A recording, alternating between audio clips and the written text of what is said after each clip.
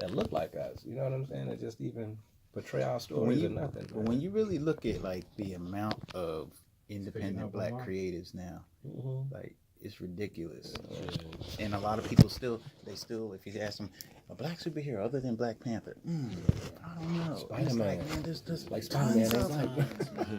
And that's what I say. I see it, man, from this community. It's going to be a content battle. Well, but see, I understand that things take time. Yeah, exactly. Yeah, to marinate. Exactly, man. I'm like, this is... Even the brother Belagoon, who's doing the martial arts, comic books and stuff, the story content. I bought a couple of his books for my grandson. He writes some interesting stories as well. I don't think it's just the images, the content as well. Yeah, he worked with Milton Davis. Yeah, exactly. Seems like he's going in a way like a Fortnite gaming type of vibe. It seems like he's headed toward that Kianga. The other thing that I really want to touch on, you can touch on it here too, is mythology. The importance of mythology, because you know how like a lot of times we always gotta keep it real, and like, oh, that's that fantasy stuff. When the fantasy, like going back to Asar said, Heru, those are all the oldest stories. Even the Greek mythologies. Then you got Aesop's fables, Anansi. You know what I'm saying? There's life lessons in mythology that last for eternity. What this is mythology. These are life lessons in a form that young people are taking fast. You see, and it stays with them. It's not just They say Blood and Bone, daughter or something. Daughters of the Blood and Bone. Children of Blood and Bone. They're gonna have a movie. Yeah, there's a movie production coming out. Yes, indeed. Yeah. I just think among our people, like, I think they need to get in. Like, we accept other people's mythology quick, like Lord of the Rings, stuff like that, Star Wars. But then when we make something, God, keep it real. It's like, yo, this is real. This is. What's the other one too that everybody loves that comes on? You know what I'm talking about. Game of Thrones. That's my shit. Like I ain't one of the people. I be loving me some Game of Thrones. Good story is a good story, man. Man, them stories be amazing. But you know what? It also tells you some of their history too. If you really peep, like the demonic shit that they doing, you like, wow, that ain't too far-fetched who they are. The straight up usurpation of the original inhabitants of Europe when I see those shows. Like that's all I absorb. See the brother and the sister making babies together, and they the king and queen. You know what I'm saying? It's like they into that shit for real. Sprinkled more. Running through a scene, like he sprinkled more. And they still uphold those principles to the straight up, 100%. Yeah. You know, one of the things we didn't talk about that I wanted to mention, when I first saw Black Lightning, it made me think of Brother Man. I was like, I already know this story. You know what I'm saying? Like, I hadn't seen this already before. I can't watch Black Lightning. That shit's so corny, man. That's what I'm talking about. The content. You know what I'm saying? But that's on purpose. They try to serve it to us in blackface. Even how they threw out there the albino brother, and he talked about how what we would do to albino children. And to me, I felt like it was such a disrespectful way how they brought that into the conversation, because it was like they didn't get no background and no history or nothing with the whole albino children. I'm like, how you gonna go into Yakub and not really get into the story? Brother Man is not Black Lightning. Just side note. Like, that's what I mean. It's like the content is good, but it's never consistent, or is it respectful? Right. To the so-called population you're trying to entertain. Executed super well. With any tact. Corny and stuff, man. It's just like none of that. Like Luke Cage was such a disappointment to me, man. I was just like, I swear to God, I want to jump in my. I think I canceled my Netflix subscription. And you know it wasn't mine, because we don't never have it in our name. I don't even know whose it was, but I think I canceled it. But here's the thing too. Like you gotta also look at it like Marvel and DC. They're going to like I was saying earlier, they're going to reach back into their repertoire. Yeah. Because they're riding this wave. Right. Yeah, they want to absorb. They're going to take what they can out of it. But see, there's going to be a certain point where that thing is going to play out. Then the next level of real stuff is going to rise. So I always say everybody has their time to shine. You don't trip out just because, okay, they're doing their thing and they're blowing up right now. All right, that's cool. While they're doing their thing, you're on your grind. You're developing. They're like, 75, 80 years in the game. We were born into their legacy. Right. So that's what we're up against. This is a David and Goliath story. So we can't expect our thing to just be up there overnight unless we're financed and we're up there overnight. It's going to be a gradual a gradual rise. You know what I mean? Plus, some of the true success of what we're doing is going to really be in the age of our children. Oh, without a doubt. You know what I'm saying? Without a doubt. Right. Yeah, So we're setting the platform. straight up. Sometimes people I want to be the one that reaps the benefit of it. Man. Sometimes you may not be the one to reap the Your benefit. comic book from the first Brother Man, when I have it in the house, it causes an hour or two long conversation, man, because people of our, they haven't been introduced to that. Yeah, yeah. They're like, man, what's this? Where'd you get this from? What's going on? I'm like, man, we are that thirsty for content. Yeah. Right, Like, right. dang, and like you said, I didn't even know that was made back in, I guess, Yeah, 96, 1990. man. Yeah. So I guess it's just going full circle. Like, it's really a desert. We got, but I see the precipitation coming. I see the rain, man. I see it coming. For real. That's why it's an honor to sit next to this man. Hey, right man, here, real 'cause, talk. man, Yeah. I grew up, man, on this. He was like the one that gave me inspiration to move forward in the comic book field because, Good thanks. when I saw the Brother Man comic, I was like, okay, we're here. You know what I mean? We're going to be able to grow in this environment and everything like that. He was doing big things back then, but, it's still a struggle out there. And I think through time, because of him stepping forward, it allows somebody like me to have, to have confidence to go ahead and move forward in this field and everything like that. So I got to give him his prize. I gave him prize day one. I'm just like, damn. And you in an era too where brothers like him ain't, in Manhattan somewhere on the 30th floor, isolated. Yeah. From which was what that You was need, in the you, need, 40s, you need to 50s, swipe and your 60s. card to get to through the lobby. Yeah, exactly. He's tangible, right? So Right, this is yeah. much better. You can catch me at much Whole better Foods, man. situation. every week. Yeah, that's straight up, man. Y'all ready? Yeah. Cool. Got to make sure we got all y'all ugly mugs in the shot. All right. So we got the best side of my Yeah, I was just, we got to get the good side. This is another mic and that good. Can I have are the names on the flyer then? Yeah, that's what I'm gonna bring them Okay, back in and introduce them. I got one. Yeah, please. Yeah, so I can make sure I'm not. You can see their pictures too. While that it stung a little bit, I was like, you know what, man? I'm going to the table. I'm gonna draw me some characters. I loved video games, animation, and that's where I got to vibe and build my my meditation moment. I didn't know what that was then, but it didn't really affect me because as soon as he got back, everything was cool. We just jumped back on. I'm like, yo, check this out. Look what I drew. Look at this. And we just, jump right back on. But, learning how to fight, talking about, comedy. That's where I got my comedy bone from, man, watching In Living Color with all my brothers. Right. So it was unique, in that sense, but it never really, I never really missed it. When my dad would call, him and my mom was like completely, there was no reconciliation. My mom didn't want us to talk to my dad. Okay. So when he called, he was like, I love you. I was like, I don't know who you are, but okay, love you too, You said man. that part. And literally until maybe a week before his death, he came out to Atlanta and was like, I want to meet my sons. Wow. Just out of nowhere. And I'm like, cool, I'll come say what's up to you. And it was like literally missing. It was like meeting a brother that I never got to live with. Wow. He had all of the personalities of my brothers in him. Wow. But, he was literally probably diagnosed 2 weeks left to live, and so that was the last time I got to see him, but it was cool, really cool to meet him. And I'm like, oh, that's where. Did you hold any ill feelings towards him or anything like that? I mean, when I say meeting a cousin you never met, meeting a family member at a family reunion that you've never met one time in your life, and then actually feeling familiar around that person, saying, wow, this is cool. There's some kinship here. Yeah, I would have, instantly. I was like, I wish I could have grown up, with this man in my life. Now that I'm getting to meet him for the first time and see, this is super familiar. That's my brother Michael. That's Sean's comedy. That's so-and-so, everything was familiar about him. But, that's the stuff where when I got divorced, I got my kids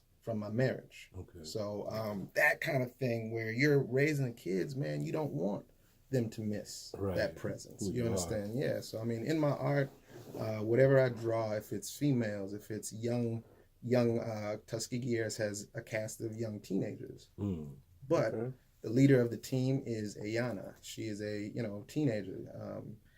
People ask us like, why did you guys choose that? Me and Greg are like, that wasn't even a discussion really. It was just who's the leader of the team. So you all are the partner illustrators. Let's bring Greg into the conversation Yeah. too. I Greg Burnham. don't illustrate. If I Okay. did, I wouldn't get any money. So I draw write. like I draw. Yeah. Start taking pictures. So That's that's how I why become a photographer. when I met this guy and you talk about images, I was like, God, it's so long. Like 18 years ago, I'm looking for a comic artist because I got this idea for a comic, and I keep getting people, but they weren't like doing it for me. And I have this real thing that I say that if you don't see somebody as beautiful, you won't like depict them in your illustrations or anything. And that goes for even black people. So I had people drawing terrible looking black people, and I was like, nah, that's not how I want this to be. And so my homeboy brought Marcus to my house, and I was like, this is some pretty cool stuff. I had also got fooled with a guy that was tracing. You know what I'm saying? I thought he was like dope. I found out. So you're mainly a writer. Yeah. You're a complete writer. That's what you do. Okay. Yeah, so I'm like, You're very valuable in this can you situation. draw something right now? And he was like 19. He's like, sure. And he started drawing. And I'm sitting there like, look, he ain't tracing, yo. This is for real. This is not a drill. And so he helped me do this first comic idea that I had, and then we just became a team. All three of you guys are West Coast. Where are you I'm from? all over the place. I'm a military brat that wasn't spoiled. Okay. I don't like that term. Hey, it's all right. You're a traveling man. Right. Method Yeah. man. You got the hoodie and everything. Method man. Off our line, me and Dawud was talking about the importance of mythology in stories. And I know for myself, I'm certified with Egyptian and Kemetic yoga. And in that whole system, of everything you learn with the postures and everything else, there's so much mythology that goes along with it. You know what I mean? So it's like, I know the importance of those stories. How important is it, especially for you as a writer? I'm going to let you go into that a little bit more, Greg. How important is it for you to create these mythological stories that will capture young people and older people alike? It's everything. So I went to college to do history. I was a huge fan of, like Greek mythology, Romans, all of that. What about Asara Set? You got any of that in there? Well, see, what had happened was, I grew up in America. Went to European schools. I can Right. So I got a line. You learned about it. Yeah, I didn't catch on to that till later. But I did notice that, there was a sting always there, because it's like all these people, none of them look like me.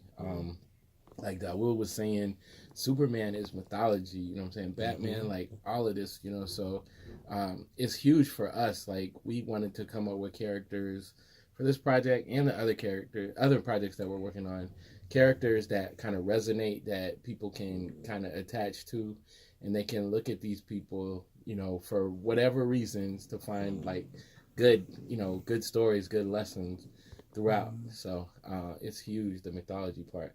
And Marcus helps to write also, and he's writing his own comic, so he does a little bit of everything. So he might be able to. All right. And Marcus has children too, so I know he's writing for that concept too of his own. Absolutely. How old are your children that you have? 13 and 12. Oh man. Yeah. That's why you're getting a little gray starting up now. Yeah, I've been we through those know. years, man. Teenage years. I keep telling my daughter, just choose to stay a kid, man. You don't have to grow up. You don't want to.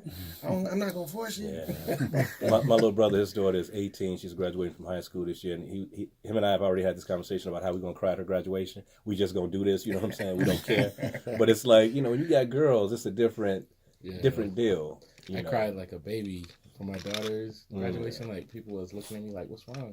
But it was like, it's so much work, you know what I'm saying? Yeah. My son's graduation, I was like, I know, job, right? It is what it is. My daughter, I like snotting. It was bad. I did the same thing with my two daughters as well. I definitely understand what you're saying. I was like, what's happening to me, man? Yeah. Like right now, like what's going on? But the girls, they do that to you. They put it on us, man. And I'm looking at just some of the covers of these magazines. Just some of the drawings on here, man, with Moon and Tuskegee Heirs. I'm just looking at some of these images. They so powerful. And they're showing our sisters in such a powerful light, from young to old, Like this is it's just warrior sexy without even having to say it. You know what I'm saying? Like, how do you come up with these concepts like that when you're drawing? Like, these ideas, what are images that inspire you? You know, because there wasn't a lot of black, beautiful images on TV when we was young. Print ad, I tell you that. How about Newport that? cigarette. Yeah. How about that? My whole thing is that I see it. You know, I see it in us all the time. I always say that we're the real life superheroes in real life. You know. I can tell by your characters, though. You've been watching some MGTs and some FOIs. I can tell by these characters you putting together because you got some real warriors on there. Yeah. You know, just taking all that, elements and everything and representation of us and all that. And just like going back to the mythology stories and everything for our culture and people and everything, those are the stories that I draw, meaning that, you know, I don't have to try to figure out anything when it comes to creating storyline and everything, because we have our own storylines and everything. Right. We have our beautiful sister. I mean, there's no other female on the planet that is better than a black woman. The black woman is the most precious thing in the universe. Period. Still gonna be good from beginning to end of the whatever the production is. Right. You know, nothing crazy. She's good, and then all of a sudden she goes, does something disrespectful. You know, those quirk moments that you get to see in these films where you like, oh, they treating us good. They treating us. Oh man, there it is. They done played us out. You know, like, so we have to create our own narrative. You know what I mean? We have to start to put out what is real because. If we continue to let somebody else put that out, all they're seeing is what they want to see and how they relate to us. And they tell our story not in a way that's impactful and powerful for us. We were talking about Black Panther earlier. With you being a writer, the whole Black Panther concept, and we all know it's about the African-American and the African. That's what the whole Killmonger deal was with Black Panther. That story, to me, could have been told so much better by us from our perspective without Hollywood chopping things out. Oh, yeah. You know, how did you feel about that as a writer? I know we only got a few minutes left here, so we're going to wrap up quick, but I want to end on that now. I loved the movie, but I did see the holes, and you actually go into it thinking and knowing that even though they got a brilliant black man to direct it, but it still got to fit into this MCU, you know, so it's almost like, it's like what we've been doing all along, which is I'm happy that it's done, but it's like, man, we could have. There was all kinds of. We can't get into all that because we don't have much time.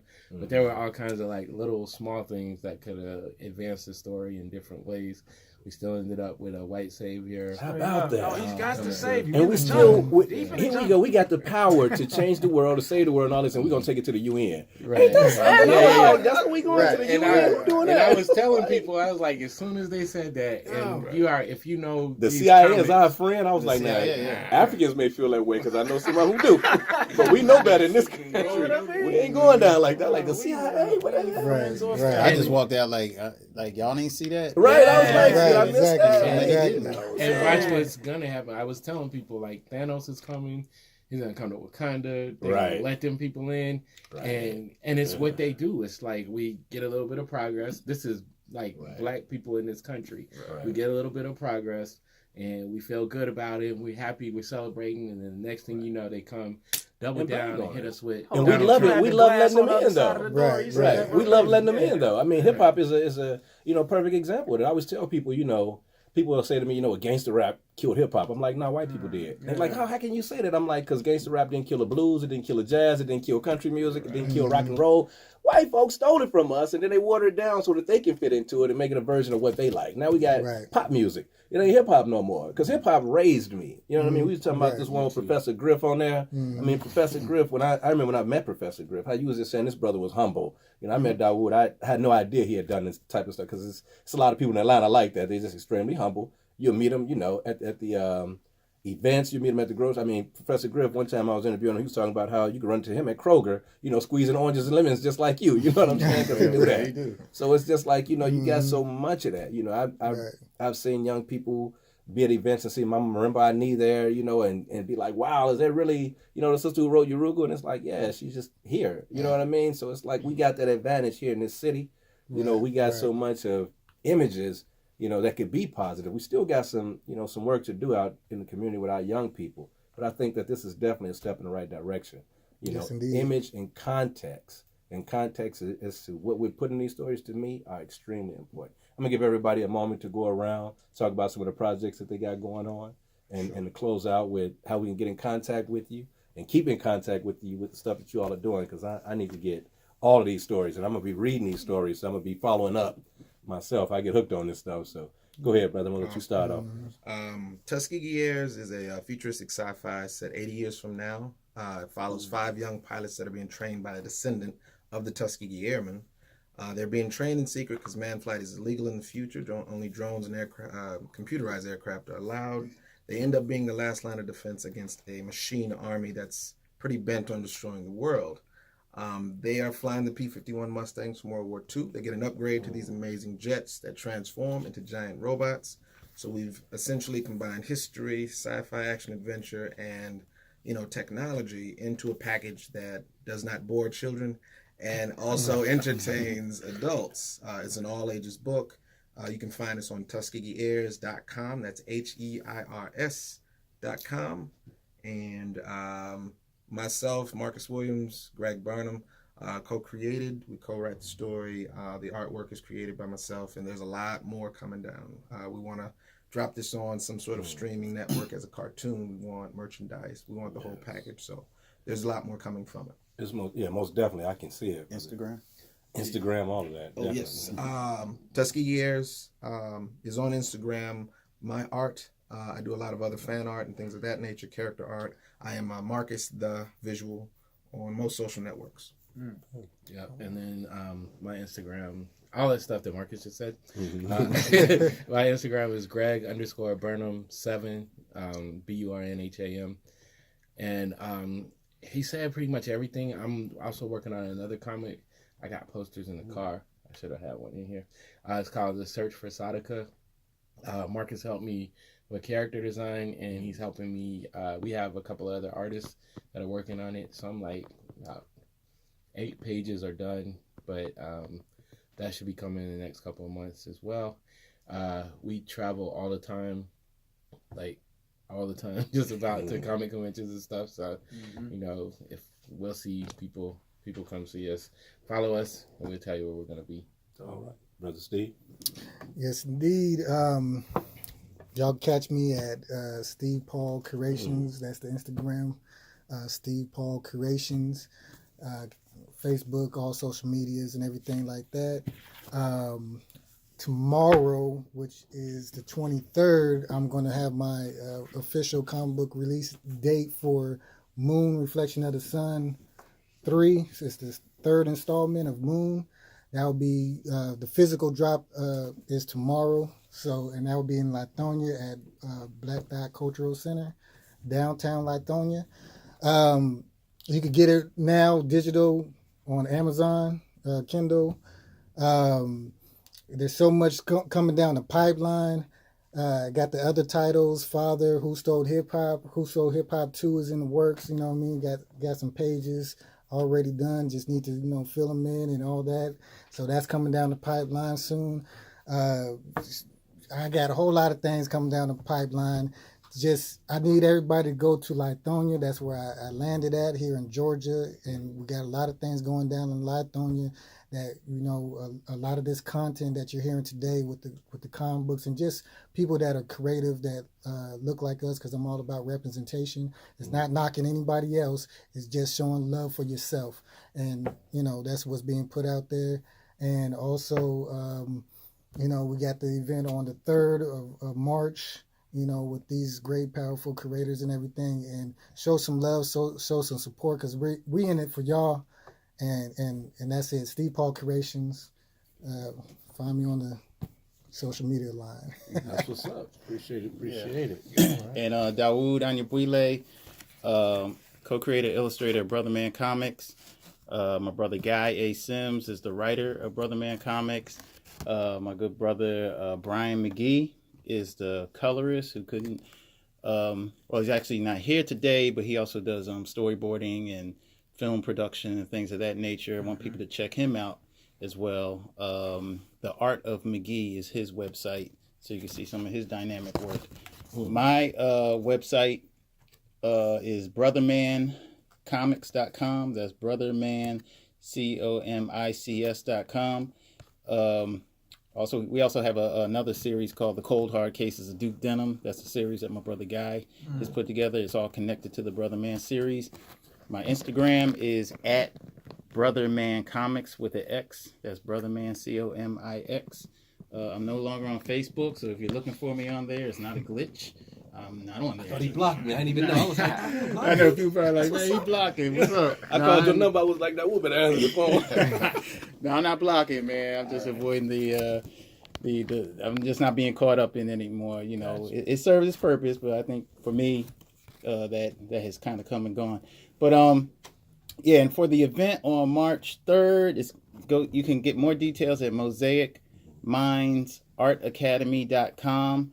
And that is it's a fantastic art academy that's run by a sister named Summer King. And yes, and for a lot of people in the Atlanta metro area, because a lot of people always ask us hey, can you teach my kids how to draw? Or they're looking for an art school. This sister, she has it. And we're gonna have her on the show. And what's great, and what's great about it is that she doesn't just focus on art; she focuses on art history. Art history from the perspective that's going to inspire a lot of the children to see themselves.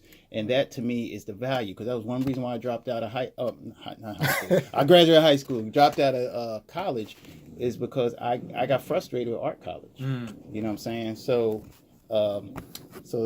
please, we'd like to see you come out, and there you go. It's a free event. We got to drop that. It's a free event. Y'all. Free event. Free Yes, event. there's Free no event. Yeah. Come out to buy some of these books and magazines and merchandise will will be there. Merchandise will be there. Come We out do there. take donations. Bring the though. children, definitely. And I'm gonna let my co-host here, Jason Griffin, put in a few last words for us. Really, man, content, man, more and more content. I just really truly inspired. You know, I just more and more heads, and I was like, math. Obviously, there are brothers in other states, and this is brewing. YouTube, you know, I just want the anime narrative to change, the comic narratives to change, you know, and have something to really transfer to my sons and daughters where they see themselves shining from beginning to the end of the book or the film. You know, that's it, man. And just salute what you all are doing, man, because it's motivational beyond measure, you know, really. Definitely salute all you brothers. We thank you all for coming down and joining us too. Again, I'm your host, Richard Zulu Shabazz. We thank you, family, for joining us again here at the Riot Report. We moved off the radio to the podcast so that we can be a little bit more open and get a little bit more information out there to everyone. So we appreciate you joining us. And as always with me, please stay black till I get back. Peace and blessings.